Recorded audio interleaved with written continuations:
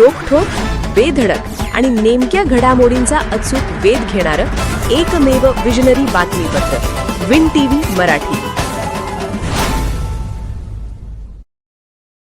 माणसाला समाधानाने जगण्यासाठी प्रेम आणि विश्वासाची गरज. सज्जन राहणे हीच खरी जीवनातील मिळकत. प्राचार्य डॉक्टर यशवंत पाटणे. वर्षा व्याख्यानमालेच्या 6व्या पुष्पाला रसिकांचा उत्स्फूर्त प्रतिसाद. वारणानगर येथील श्री शारदा वाचन मंदिराच्या वतीने आयोजित प्रतिष्ठित वर्षा व्याख्यानमालेतील 6वे पुष्प साहित्यप्रेमी आणि रसिक श्रोत्यांच्या उत्स्फूर्त प्रतिसादात संपन्न झाले.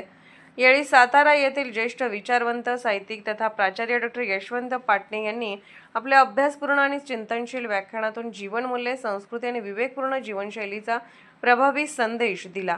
माणसाला समाधानाने जगण्यासाठी प्रेम आणि विश्वास या दोन गोष्टींची सर्वाधिक गरज असते. जन्माला येताना प्रत्येक माणूस सज्जन असतो, मात्र आयुष्यभर सज्जन राहून मरतानाही सज्जन म्हणून ओळख मिळणे हीच त्याची खरी जीवनातील मिळकत असते, असे प्रतिपादन डॉक्टर पाटणे यांनी केले. ते पुढे म्हणाले की माणसाला वारसा हक्काने ज्ञान, संपत्ती, संस्कृती लाभते, मात्र संस्कृतीतील संस्कारच माणसाला जगण्याचे सामर्थ्य देतात.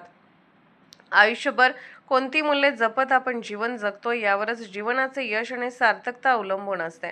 सध्याच्या काळात वाढता धर्मद्वेष, सद्भावनेचा अभाव, अतिरेकी चंगळवाद आणि मूल्यहीन राजकारणामुळे समाजाच्या सांस्कृतिक मूल्याची मोठ्या प्रमाणात हानी होत आहे. समाजाची सद्विवेक बुद्धी क्षीण होत असून सत्यही संभ्रमित झाले आहे. अशा परिस्थितीत प्रत्येकाने आपल्या विवेकाला जागृत ठेवून शहाणपणाने, संयमाने आणि मूल्यधिष्ठित जीवन जगण्याची गरज असल्याचे त्यांनी अधोरेखित केले. सुखी समाधानी जीवनासाठी उत्तम सवयी, नियमित व्यायाम, सकारात्मक दृष्टिकोन, परस्परातील स्नेहभाव आणि तणावमुक्तीसाठी एखाद्या छंदाची जोपासना व पंचसूत्री मंत्र प्रत्येकाने आचरणात यावा, असे आवाहनही त्यांनी केले. कार्यक्रमाच्या अध्यक्षस्थानी वारणादूत संघाचे चेअरमन HR जाधव होते. प्रास्ताविक व स्वागत बाबासाहेब कावळे यांनी केले, तर प्रमुख पाहुण्यांचा परिचय प्राध्यापक संभाजी कणसे यांनी करून दिला. यावेळी वारणादूत संघाचे संचालक शिवाजीराव जंगम, प्रमोदराव कोरे, सुरेश साखरपे, अप्पासाहेब खोत, बीबी दोशिंगे, जगन्नाथ सराफले, प्रमोद पाटील, KG जाधव, उत्तम चव्हाण यांच्यासह परिसरातील साहित्यप्रेमी, शिक्षक, विद्यार्थी आणि विविध क्षेत्रातील मान्यवर मोठ्या संख्येने उपस्थित होते.